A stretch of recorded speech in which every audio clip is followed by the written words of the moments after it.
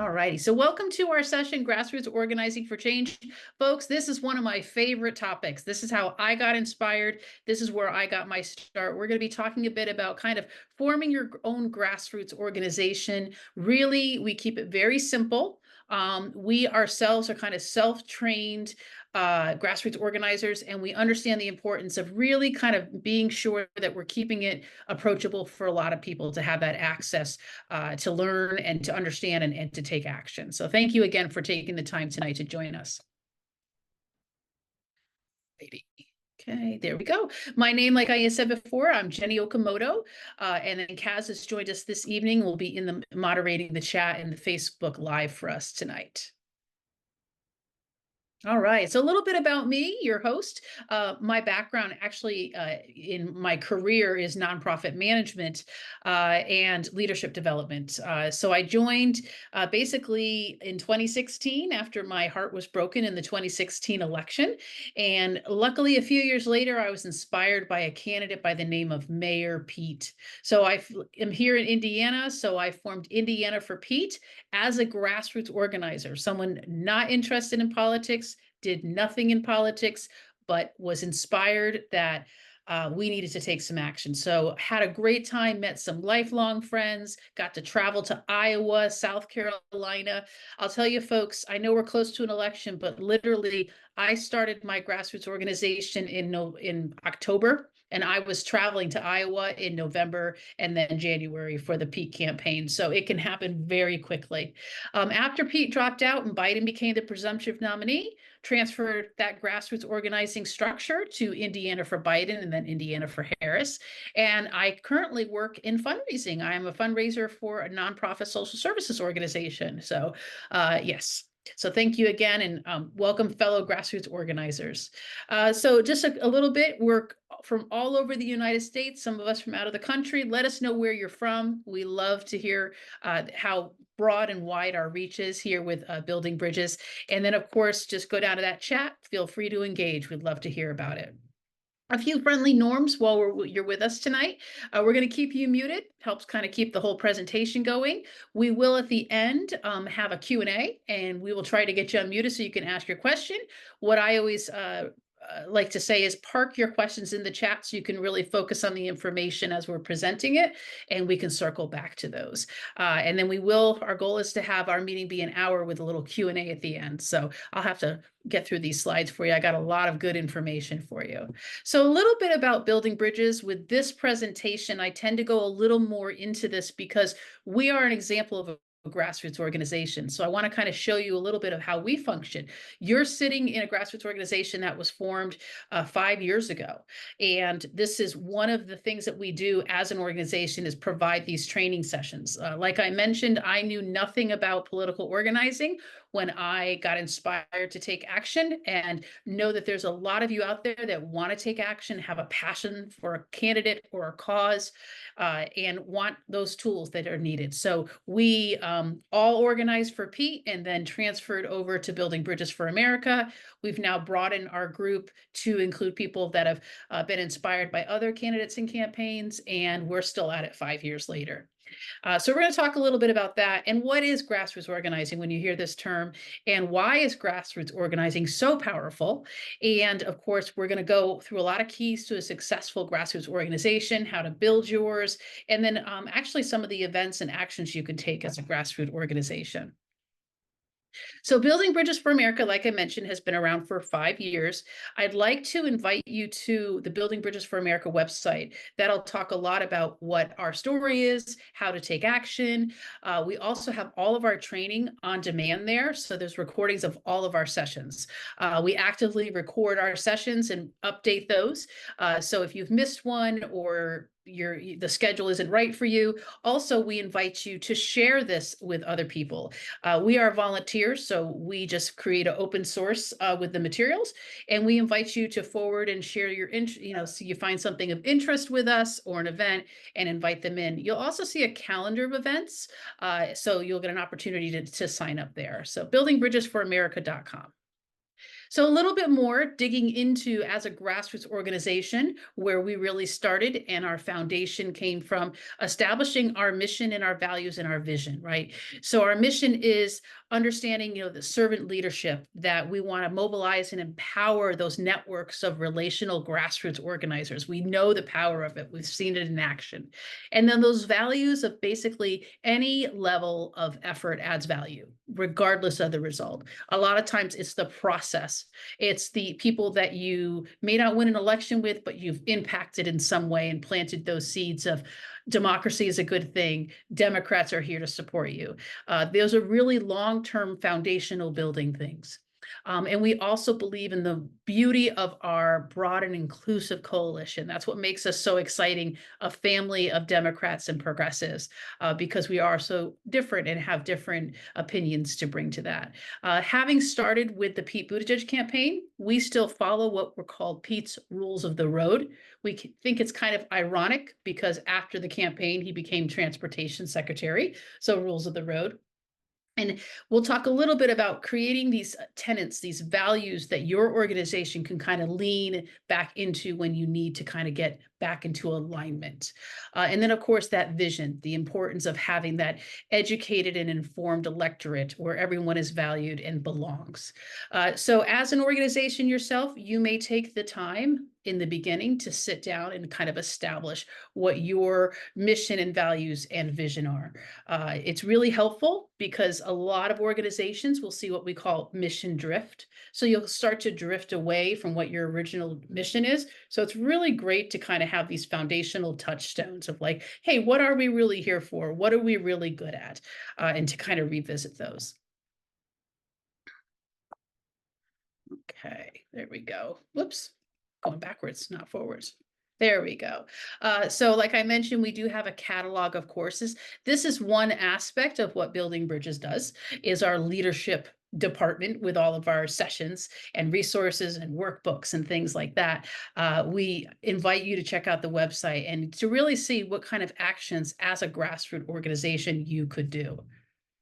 All right, so let's talk. What is grassroots organizing? We hear a lot of things, but we really need to get back to the basics to kind of understand that. So I'd love you to type in the chat some of the grassroots organizations that you know, that you've run into. When you think of a grassroots organization, tell us a little bit about maybe your experience with that. And then Kaz will read them out for me.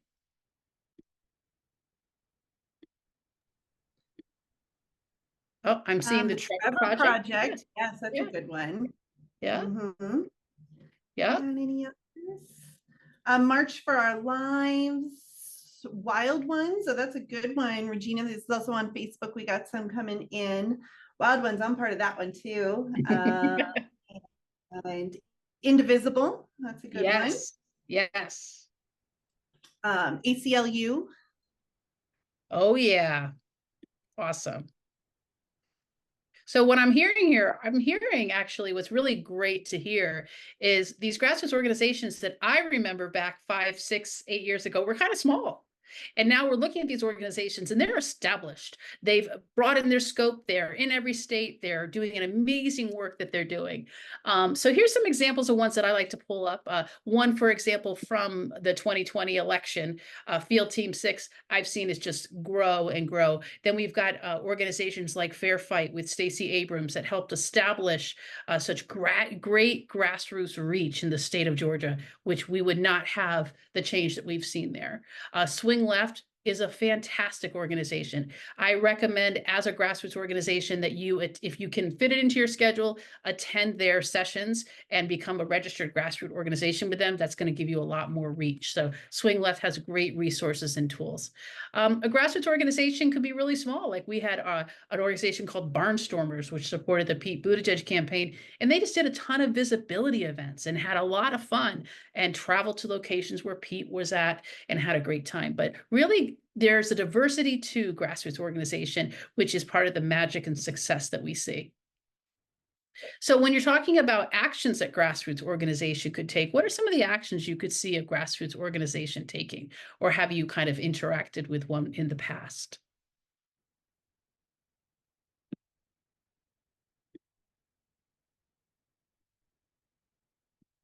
Yeah, pre-debate party. That's how I got started. I started hosting debate parties at home. Yeah. I wanted to have one. I missed having one for the Kamala Harris debate. Pride events. Yes. Yes, exactly. And recruiting. Yes, those are some of the actions we're going to see. Voter registration. Yes. Fundraising, canvassing. Love it. Ooh. Exactly. We And also these are have out true. on Facebook a good mention of adding to that social media presence, getting Yes. boosting that social media out. Yes, yes, exactly. So, grassroots organizations can do so many things, and that's what's so wonderful and about them is you can be creative and kind of come up with great ideas of things that you can do. So they can raise awareness, like, for instance, supporting civil rights. They can inform voters on issues, including environmental issues or voter registration. They can inform constituents on legislation, right? What's happening that's impacting your everyday lives. Support refugees in a community, getting them housing or furnishing housing or getting them sponsors or whatever they need. Supporting candidates. We're all very familiar with that on a federal, state, and local level. Protecting trans kids, advocating for them at your state house and supporting their parents, and supporting public education. So there's so many different, very variety of things that we can do as a grassroots organization. But our primary goal is we're changing something. We're creating change on a local level using that local power. And that's really where that power is. So when I look at this, grassroots movement is one that uses the people in a given district, right, for that political and economic movement. We can use that collective action and we can affect that change. So that's really what we're doing. We're seeing something that we want to change. We want to fix something. We want to make something better. So yes, all righty. And then so when we talk about grassroots organizing, we are kind of used to having it be surrounded by like engaging with campaign. I'd love to hear how many of you have campaign experience.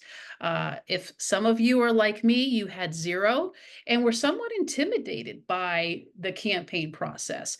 Uh, a lot of grassroots organizers I've met have felt frustration with interacting with like their local Democratic club or their state party or not hearing back or not feeling they want to be put to work. So eventually, for me, my motto was I have no choice. Something has to happen.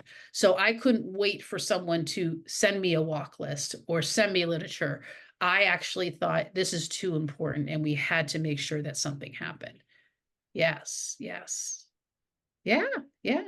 So I love this. And one thing that I was never familiar with were kids that were raised up in political families. I am just amazed at the stories that I could hear from people that talked about their parents and being Democrats and all that. And I just thought, what a beautiful kind of way to, with this higher purpose of like growing up in a political family.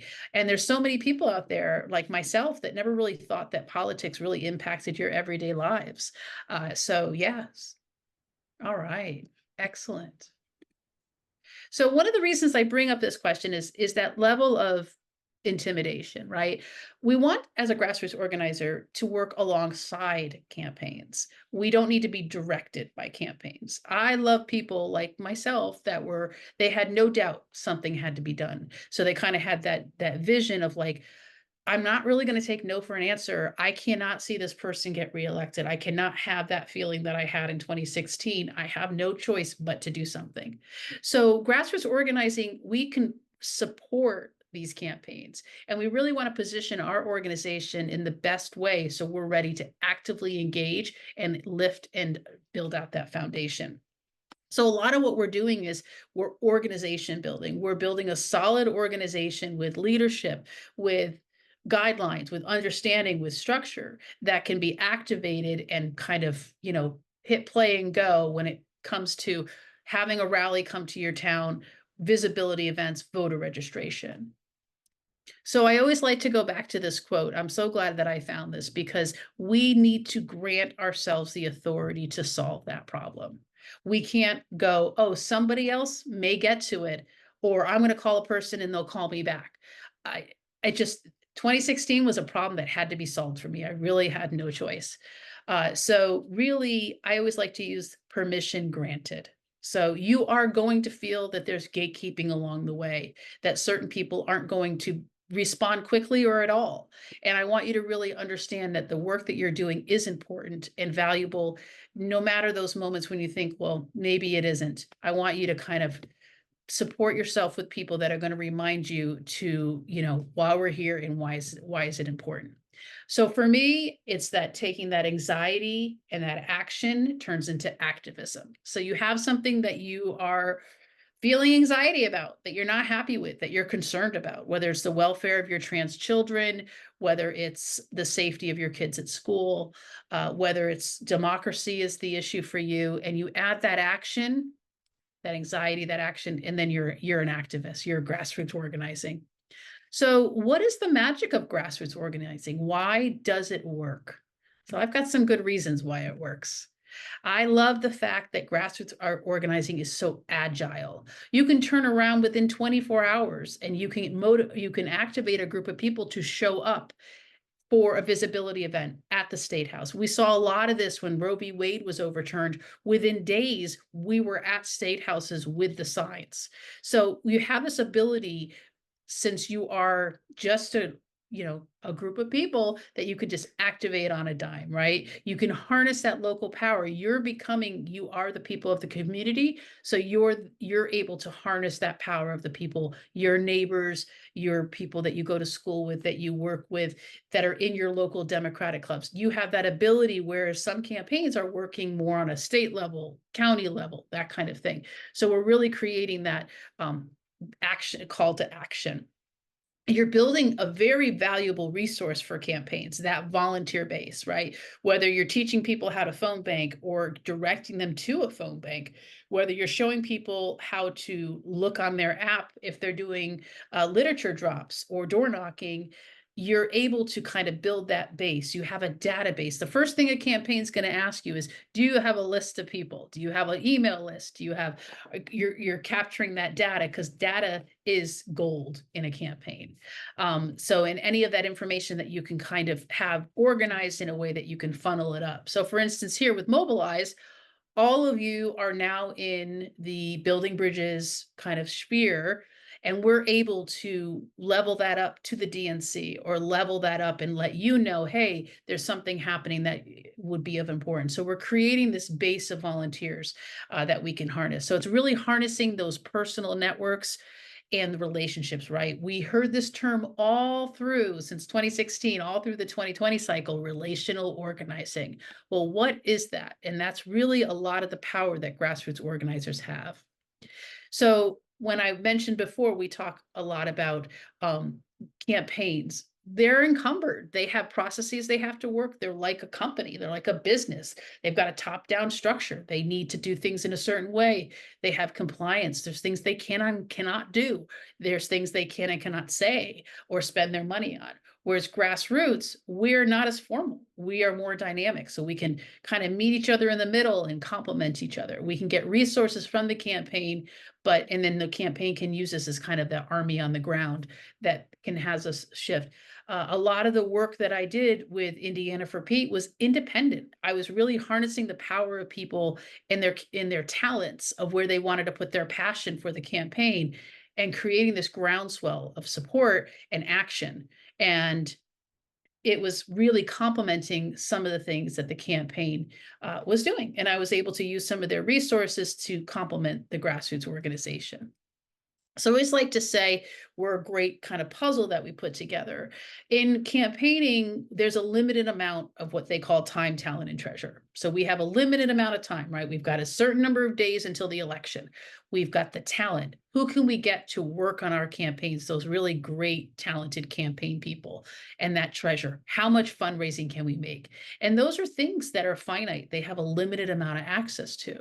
Whereas with volunteers, we can get as many volunteers, right? We can talk to as many people as those volunteers can talk to, and we can go to as many visibility events. So we really kind of work together with the campaigns to kind of create this great puzzle. We complement each other and support each other. So when we go back to where the power relational organizing comes in, what is so magical about that? Well, it really is just building on those existing relationships. So as a grassroots organizer, you live in the same community as the people that you're looking to connect with. So you can have those formal relationships. You could be working within your local Democratic club. You could be talking to people that are, very interested in specifically what you are working on. And then there's the informal, the bumping into a neighbor, the wearing a button and somebody noticing, the walking your dog kind of thing.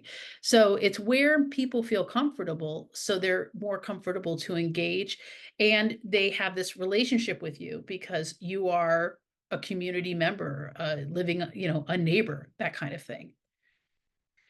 So we talk about who is a grassroots organizer. You've given yourself this permission, you have this desire to solve this problem, to put something to work, to get a candidate in office. Who can be that? Well, in my opinion, everyone can be there. There's no magic ingredient, there's no pre-qualification to be a grassroots organizer. Everyone can do it. If I can do it, you can do it. So what's required? Really just having that passion that I can't take no for an answer. This thing has to be resolved. Kamala Harris has to be the next president, things like that, right? Having that passion for a cause or a candidate. And the curiosity, how am I going to solve this problem? What tools are available out there for me? Having that curiosity to seek out, to sit here in a session with Building Bridges with two people you've never met before and another, 86 of us and some on live stream, having that innate curiosity of like, well, I want to do this thing. How do I do it? Let me go look it out. And then having that desire to help others share their skills. This was a lot of what I learned becoming a grassroots organizer. One of the big value adds. So when I go to on a job interview, I actually talk about this because it taught me how to be a really good manager, because really what I was doing was letting people bring their talent and passion to light. I said, you want to have a sign campaign and you're excited to do that? Let's make that happen. You want to teach people how to write op-eds? You want to run a training series? That was really what was really magical about grassroots organizing, is really helping others and seeing them work on something maybe they didn't have a lot of training in, but they were excited to do. And then being organized, because that really does help. So, keeping those lists, keeping track of people, being able to host events, whether it's virtual or in person, having some organizational skills. And then support. I cannot stress enough. I started out organizing Pete for America from my dining room table, and it was a very lonely place at times. But very quickly, I saw the benefit and was able to surround myself with a support system. And that's going to be really, really important, because grassroots organizing takes a lot. A lot of us are doing it when we have other jobs, we have families, we might have other things pulling us in multiple directions. And having that support, people to take some of the responsibility, some of the tasks, and also when you're feeling like disgruntled, or there's a lot of passion behind what we do, having a support system where people you can lean in and talk to. And you will be so amazed how once you're with the people, a lot of people that have the same passion about a topic have a lot in common, and you'll find that you're almost like very much the same people, because you share a lot of the same values about what's important. And that ability to connect people and resources. So you really are organizing that. What you're doing is you're saying, I have a resource here. This suits what Kaz is trying to do, whether it's connecting them with a phone bank, connecting them with, door knocking opportunities, or, connecting them with a fundraiser that's coming up. Just ability to go, oh, that matches this person. I'm going to reach out and invite them to that, or share that information with them. So let's talk about kind of building your grassroots organization, that step by step. And I like to really break it down. So we're going to start out with defining what your grassroots organization is, building your team, what that structure of your organization is going to look like, that mission, value, vision that we had talked about earlier. And then how do you communicate what work your grassroots organization is doing and connect with the people and build that organization. And then we're going to talk about something that I love, branding, which is really building that brand for your organization. So defining it. We really have to know, and this is really what we would sit down, is what is our focus and reach? What is the thing that we're going to solve, right? What do we want to accomplish? And what's really great is you can go, what makes us special and unique? And for us at Building Bridges, for our leadership department, is we were all self-trained, self-educated grassroots organizers. We realize the unique thing is we're much like a lot of people out there who are trying to learn to take action. And that made us very unique coming from the Pete campaign, those things. So we were able to kind of really articulate where our passions were, what made us special. And that focus and reach can really be, am I going to, am I the Indianapolis organization? Am I the Illinois Street organization? Am I statewide? Am I national? Right. So really looking about, is it geographic? Is it, a particular coalition, whether it's parents of trans children, really a way to find that is, what is your why? What is that story? What brought you to this? So I might talk about, I had two children at the time that were figuring out who they were. And I wanted them to have that freedom and liberty to make those decisions for themselves. They both ended up being trans. I happen to live in a state that is not very trans friendly. And I was really, really frightened for them. So that was really my story. And from that story can really come out what makes your group unique. And all of inviting people to share their story can really help you get down to the crux of what that passion is and what specifically you have to offer. Asking, what do you want to fix? I always like to say, is it just you want a stop sign in a certain place that there wasn't one? Do you want to fix democracy? Do you want to, restore reproductive rights? So it can be on a smaller scale or all the way to a broad spectrum of things. And then what does your group have to offer that's different? It could be a particular skill set, right? That they can offer. It could be editors for Harris who can edit content that can go out. It can be very, very unique. We see a lot of coalitions out there, typically based upon your demographic breakdown, whether what your race is, and that kind of thing. But you can really have groups that could be, we have Swifties for Harris, we have pagans for Harris, we have white dudes for Harris, right? Have a little fun with it too. And then what's really neat is that intersectionality. White dudes, Democrats, put them together, right? Swifties, Democrats, put them together, right? So you're creating these very unique things. So really look at what's real special about what you have to offer. And then another thing is it long-term or short-term? I don't know if we, when we built Building Bridges, really thought it would be 5 years later. Our goal was to build something to keep everyone together until Pete ran again. That's how we started. Now it's 5 years later, and it's kind of evolved into, really supporting and helping grassroots organizers, helping people talk to people about politics, supporting candidates. So it's evolved a little bit. But really looking, are you short term? Are you going to just run up to November and then you're done? Or are you looking to establish something that could last, 10 or 15 years? I'm in a red state in Indiana. We're not going to have a short term grassroots organization to turn Indiana blue, right? We've got some foundation building. It's going to take a while. I'm sure Stacy with Fair Fight, for Georgia to go blue, it took about 10 years. So that kind of thing. So deciding whether you're long or short term. And then we're going to go build. So when we talk about building, it's building your team, right? It's the people power of grassroots organizing. So what I did for Pete was I set up a weekly event. I created a touchstone. This is where Kaz can invite people to go. Meg can invite people to go. Michelle has a friend who's interested in Pete and learning more. So I created some kind of formal structure. Initially, believe it or not, it was a call. And then it turned into a Zoom. And COVID has made things a lot easier to kind of organize these. And it could be virtual. We've done Pete ups where we physically have met at locations and people have shown up and brought friends with them. Those are a gas now. And then what you're doing is you're giving updates and sharing information. It's kind of informal. The person running the meeting, it's more formal because you're going to have a structure to it. But for people, it's a casual way of kind of getting together. And then phone banking. So I got lists from the Pete campaign. They're like, hey, we've got people that want to volunteer. Would you want to call them? And I was able to take that list and turn it into a core volunteers for the campaign.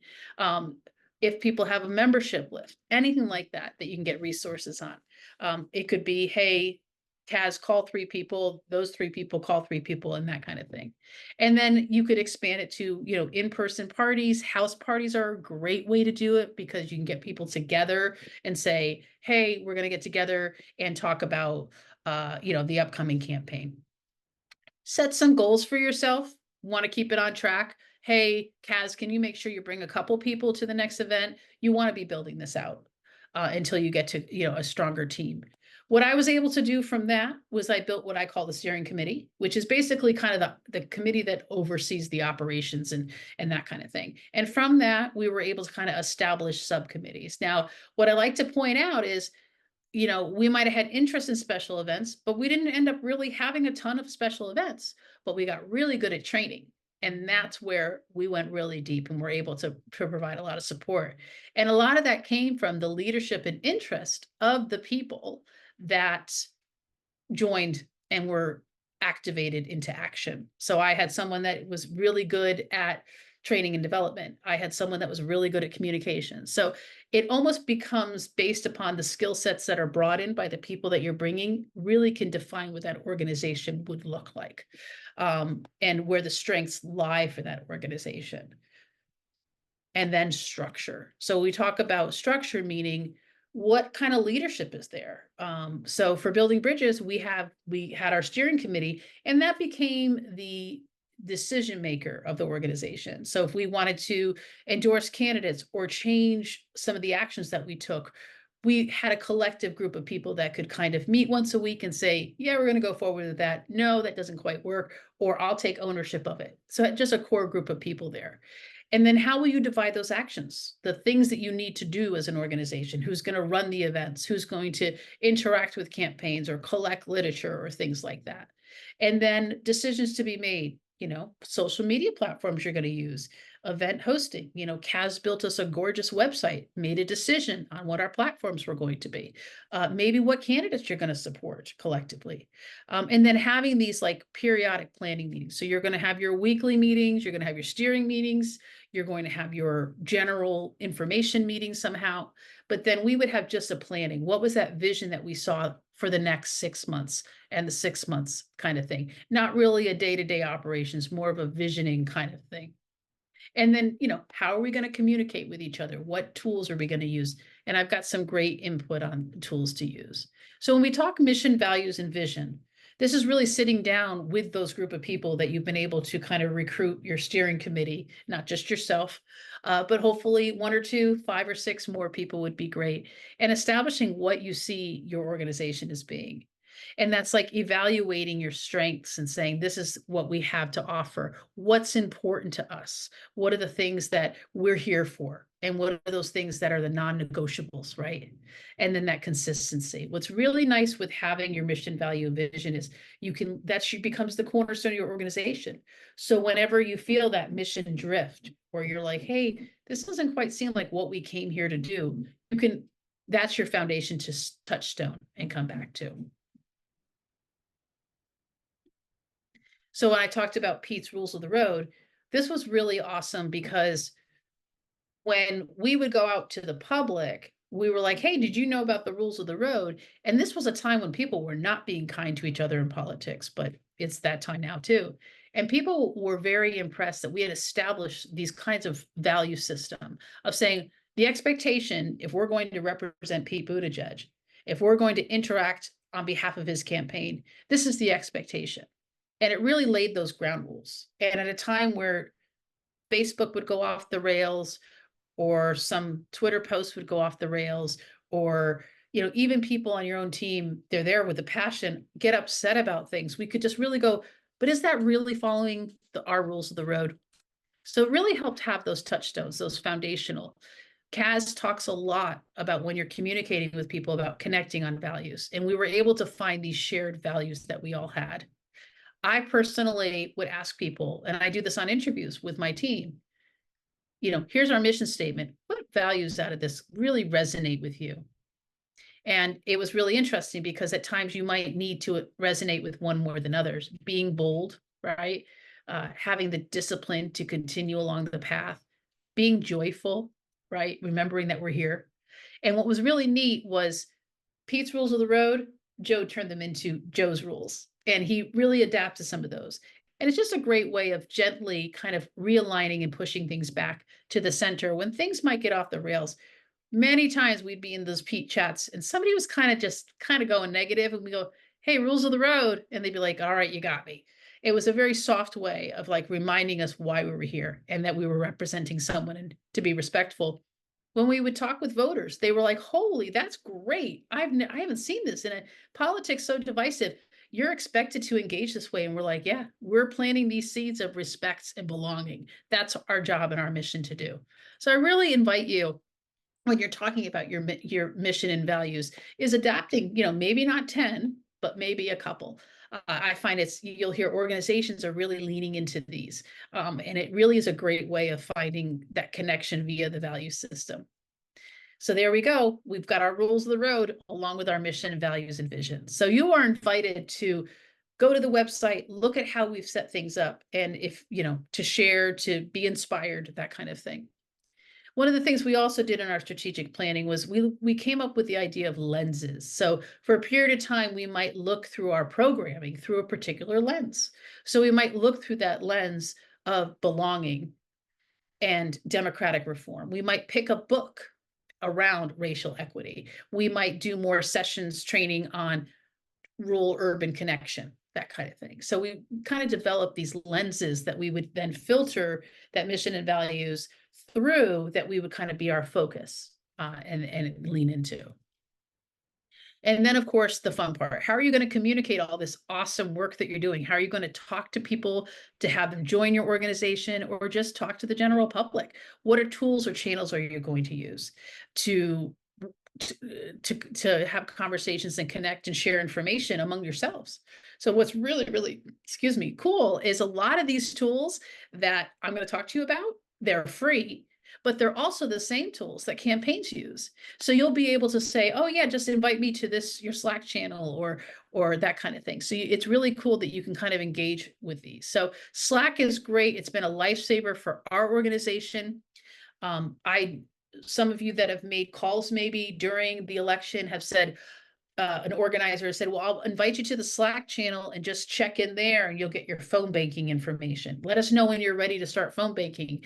And they would just have moderators sitting in these Slack messaging boards, basically, just a fancy messaging board that are kind of organized.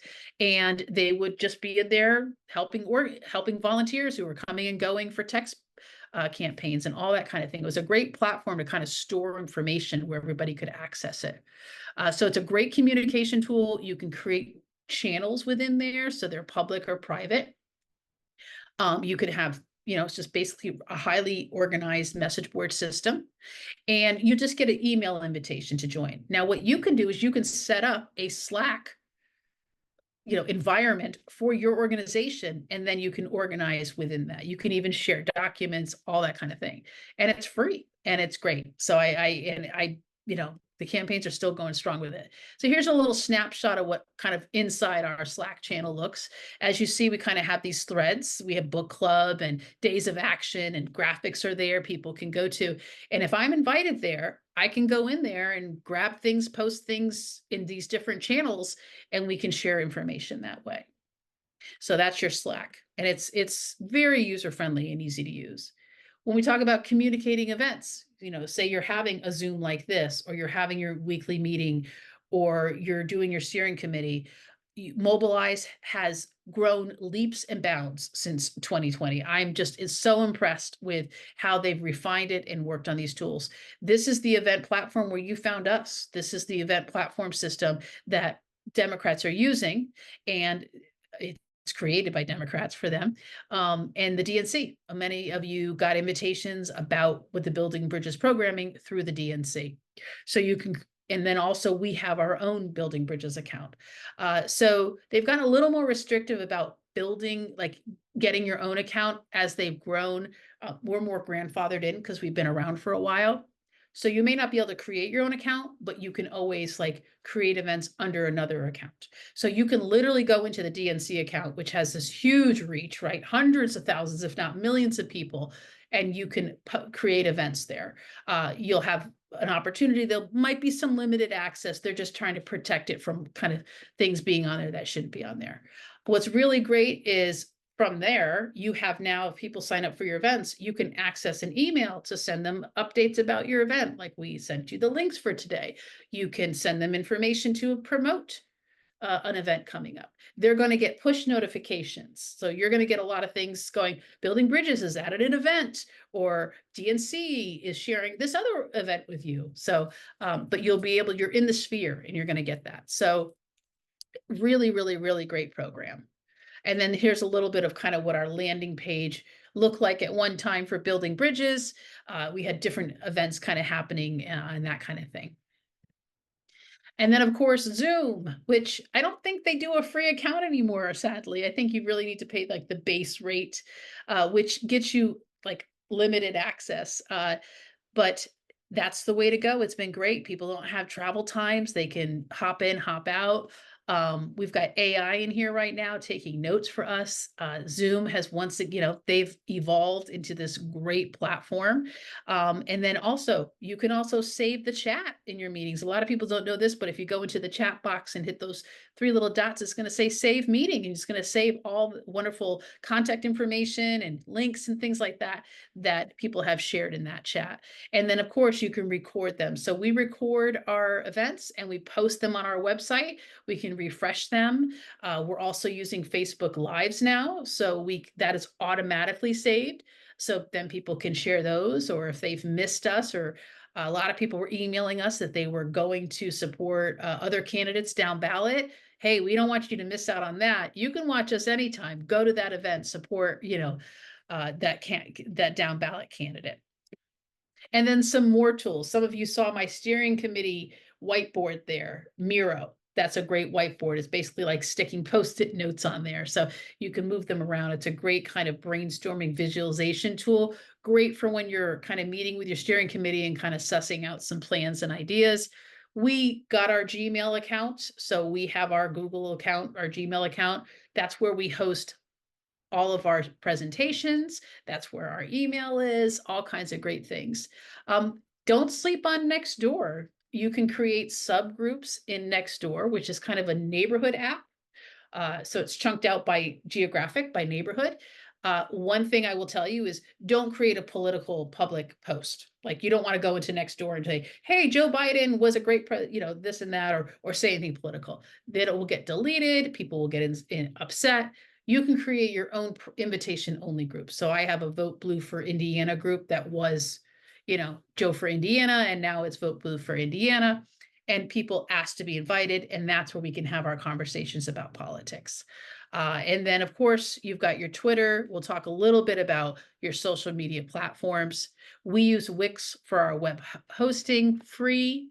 And then, of course, Facebook. You can't really deny it. It's really been our friend, because as we hit capacity with the great turnout for our events, Facebook's been a great backup, and it really has really helped us make sure we get people in those rooms. So here's a little landing page for my Indiana from Joe from 2020 for Nextdoor.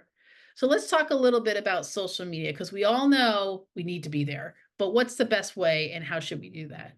So really what you're looking for with social media is you're having that broad spectrum. You're talking about a topic, you're engaging people, you're informing them if things are happening. But there's a lot of opportunity in Facebook, really funneling down and getting people from one, maybe listening about it, watching something, seeing a meme, to actually taking action. So there's a lot of opportunity there. So, that engage and inform, that awareness. Then we're having the persuasive conversations. We used to have something called digital door knocking, where we were literally knocking on Facebook posts going, well, how come you feel that way? Or can I get you some more information about that? We had a team of them through the Pete campaign and then the Joe campaign.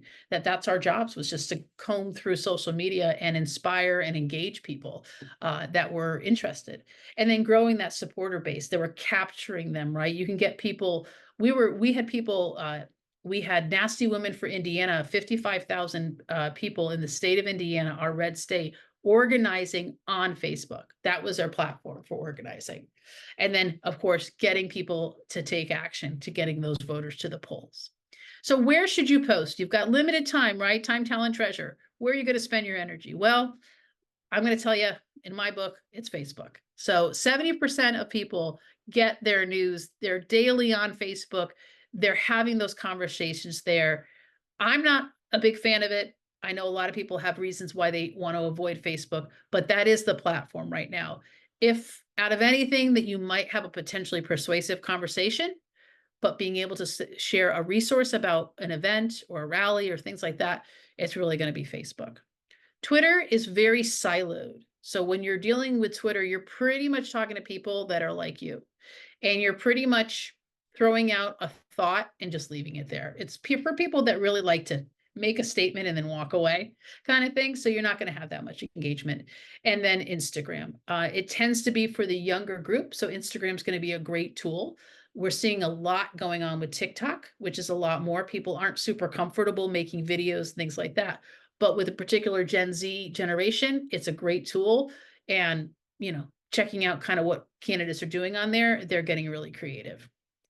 So what's important is when you're doing social media posts is value. It's not just, I'm upset about this, or I saw this horrible picture, or things like that. I invite you to check out Kaz's session on Pop the Disinformation Bubble, because we don't want to be magnifying negative things. We don't want to be magnifying the things that hurt us. We really want to be using this as a responsible tool, because we can have a very high impact. So are you providing value with your post? Is it reliable? Are you creating a Facebook page that's safe?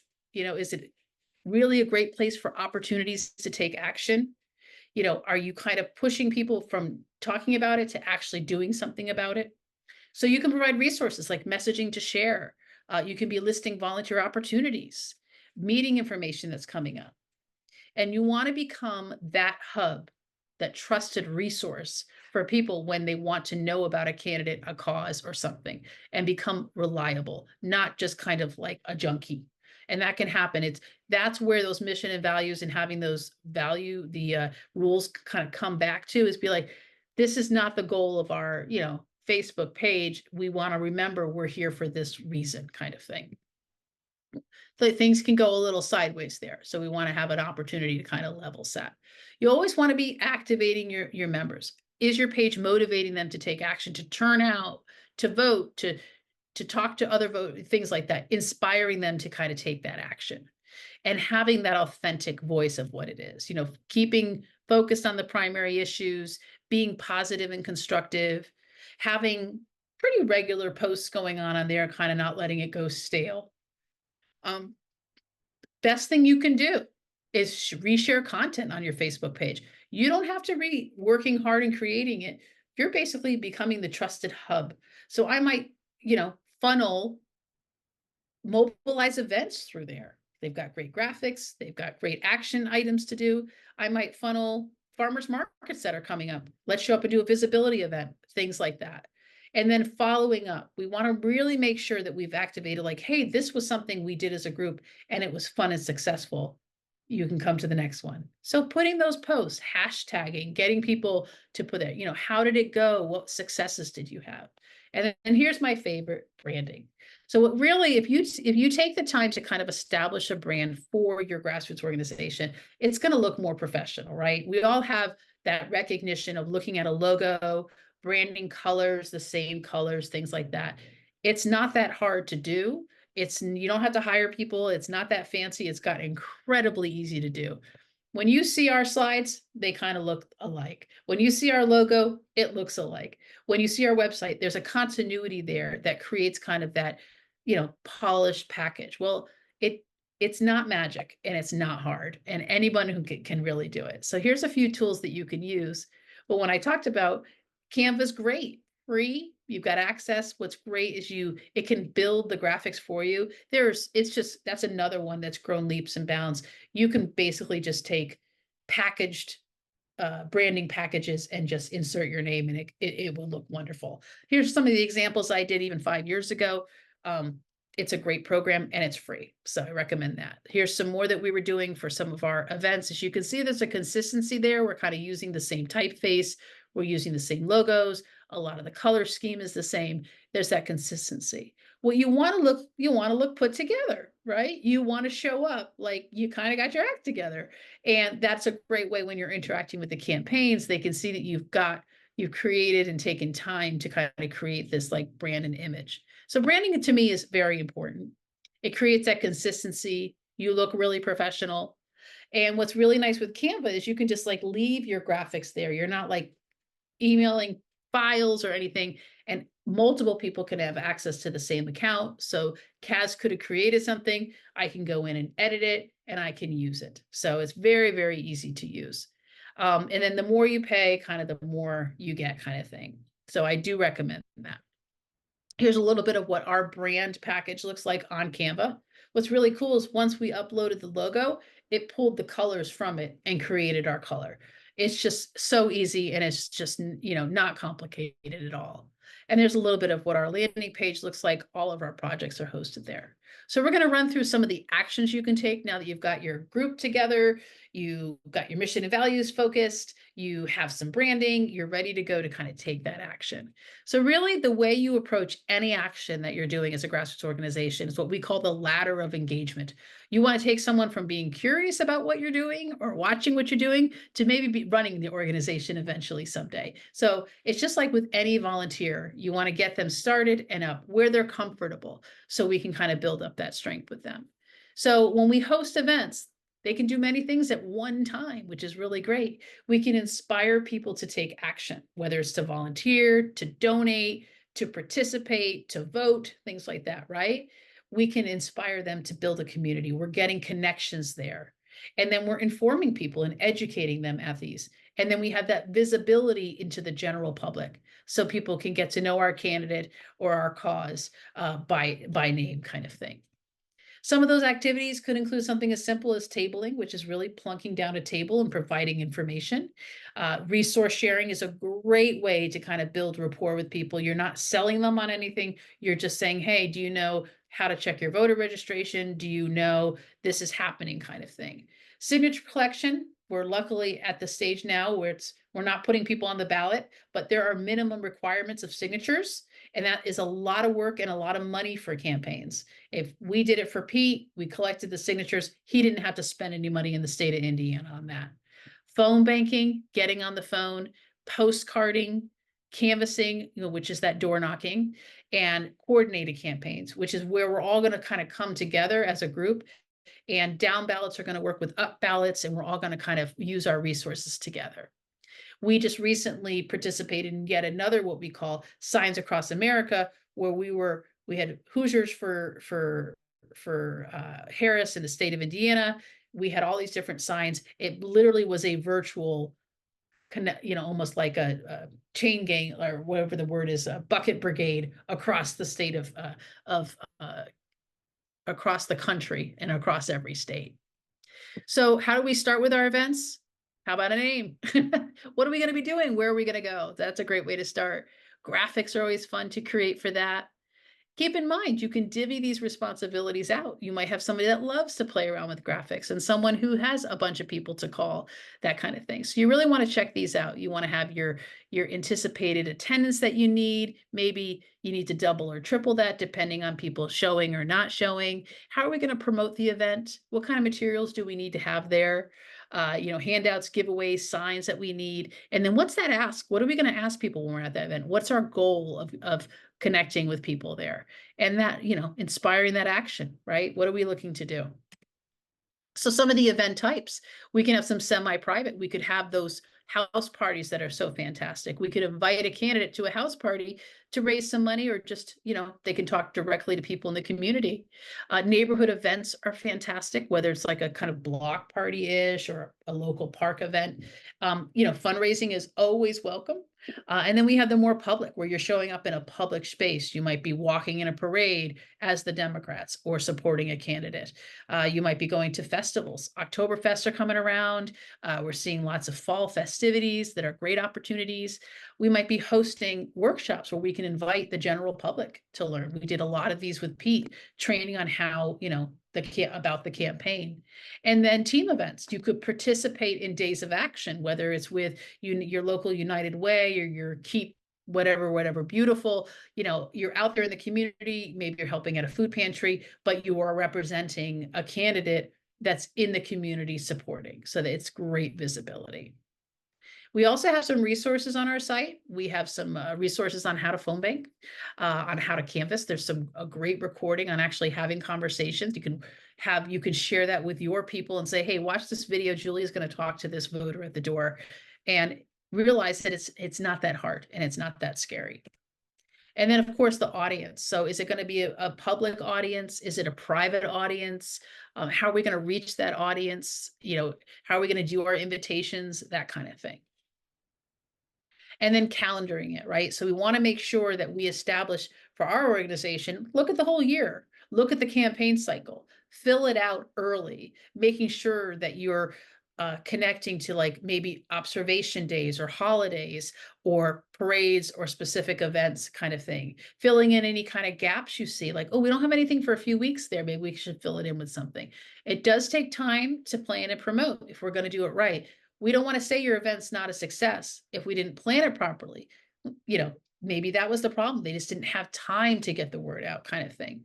And then you want to do these things early. These farmers markets, those kinds of things, they fill up, very, very quickly. We have a great resource, which is kind of like a little checklist for events. All of this is on the website under our resources page, and you can download it, share it, whatever you'd like to do. And it's a great way of kind of making sure that you kind of covered some of the bases there. And some more information. And then what's really great is while you're having the event, assign people to make social media posts. You would be shocked how people love to make them. If you provide them with a hashtag or a poster or a frame or something, people love to do social media posts, and sending out that event summary to people. Oh, these people showed up, telling a story of people you talked to, having that debrief, saying what was successful, what will we do next time, that kind of thing. And then measuring success. How do you measure that success? Is it the number of attendees? I was saying to Kaz, hey, we're not going to have 1,000 people tonight. And she goes, well, we might have the right 13 people, right? It's not a matter of numbers. It's a matter of the right people. You've made those connections.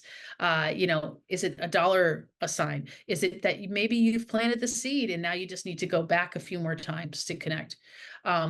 Basically, you're developing, that you're spreading that enthusiasm you have, you're building out the relationships, and you're leading, to more events. Somebody's like, oh, I went to this house party, I want one from my own, that kind of thing. So there's always those opportunities, right? More.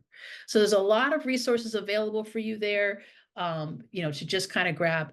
Keep in mind, I should have said at the beginning, these slides, this presentation is all on the website. So you'll have access to get to it. Just go into our training section. And then I also love and have participated in this session with the Democrats. It's the Best Practices Institute. And as a grassroots organizer, it was great for me. It's kind of a multi-week session that meets once a week. It's presentations, handouts, some really, really, really great resources are in there. So go to democrats.org for that.